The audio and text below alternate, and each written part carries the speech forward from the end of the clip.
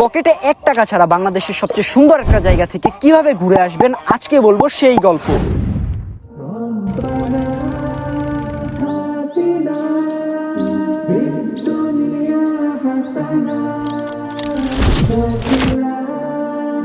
চোখের সামনে যা দেখতেছি সবকিছু কেন জানি অবিশ্বাস্য মনে হইতেছে।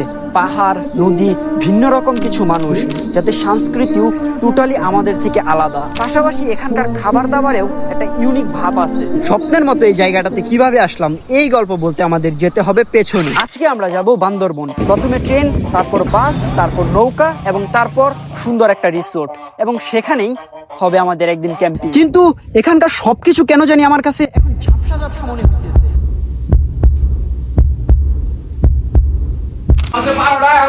কোন বাড়ির পোলা হয়ে থাকে 12টার মধ্যে ঘুম থেকে পোলা 5টা সাজানো হয়ে গেছে, পিন্দলে তো লঙ্গি